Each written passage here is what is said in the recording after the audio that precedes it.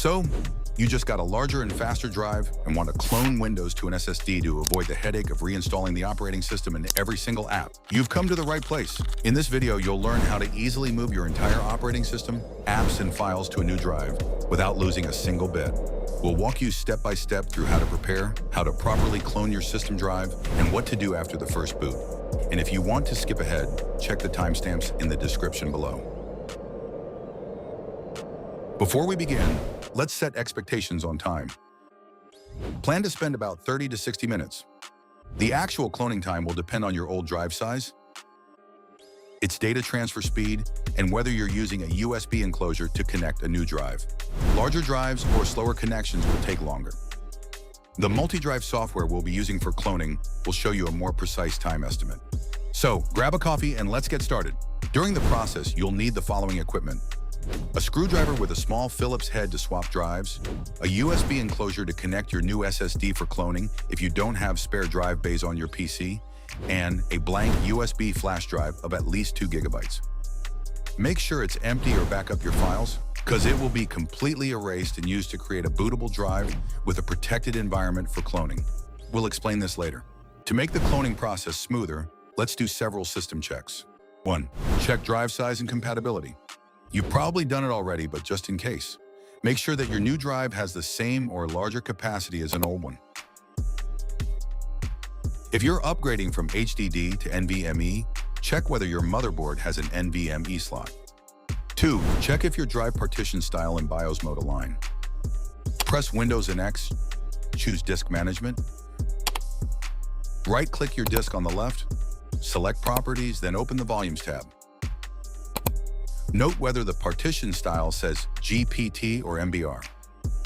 To check your BIOS mode, press Windows and R, type this, and press Enter. Find the BIOS mode line. UEFI systems need GPT, legacy BIOS systems need MBR. Make sure they match. If they don't, check the link to our troubleshooting guide in the description below. 3. Check your drive's health. Press Win and E to open File Explorer. Right-click your system volume and choose Properties. Switch to the Tools tab and click the Check button. Windows will check the drive and fix errors. 4. If you have Windows 11, update your operating system to clone the latest version. Press Win and X and choose Settings. And go to Windows Update and click Check for Windows updates. Wait until all available updates are installed. 5. Disable BitLocker if it's on. Cloning an encrypted drive can cause boot issues. So if your PC is running Windows Pro, Enterprise, or Education editions, it's better to temporarily turn BitLocker off. If you're using Windows Home Edition, skip this step because BitLocker isn't available on Home Edition. To turn BitLocker off, click Start, type BitLocker, and select Manage BitLocker from the list of results. Click Turn off BitLocker. Now it's time to install MultiDrive, a free professional tool that we'll be using for cloning. Go to multidrive.io and click Download. First, download a regular installer. Then on the same page, download the zip file with the MultiDrive WinPE image. If you have a tool like Rufus or Ventroy, download the ISO file instead of zip. Double-click the executable file, then agree with the user agreement and click Install. Wait a little, and then run MultiDrive.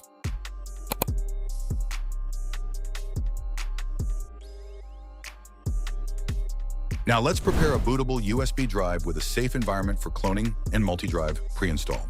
WinPE is a lightweight version of Windows that runs entirely from your USB drive, so the source disk is completely still while we clone it.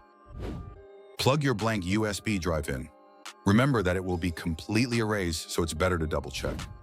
Open MultiDrive and click Restore on the left. As a source, select the zip file with WinPE image. As a target, select your blank USB drive. Double check, then click Restore.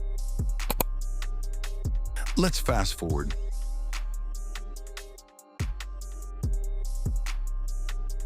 Great, now you have a bootable USB drive for safe cloning. Restart your PC and tap your BIOS key as it starts up. Usually it's F2, F12, delete or escape. Check your motherboard or laptop manual if you're unsure. Once inside the BIOS, find the secure boot setting and temporarily disable it. It often blocks third-party boot tools like our WinPE drive. Save the change. Then open the boot menu and select your USB flash drive. Your PC will reboot into the WinPE environment with MultiDrive already pre-installed on it.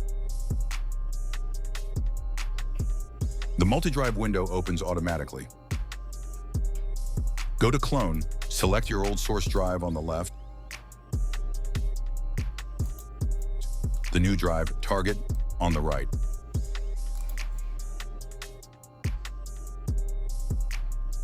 Double-check the selection, old drive on the left, new drive on the right.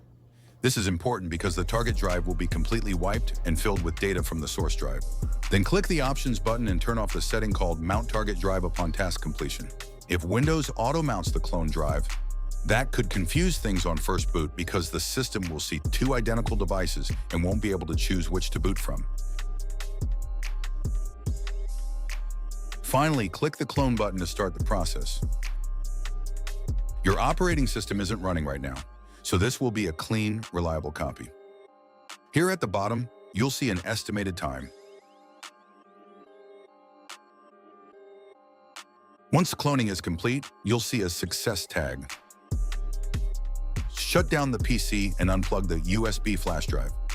Now it's time to swap the drives. Open your PC or laptop, remove the old drive, and install the new SSD in its place. For SATA drive, you need to connect power and SATA cables.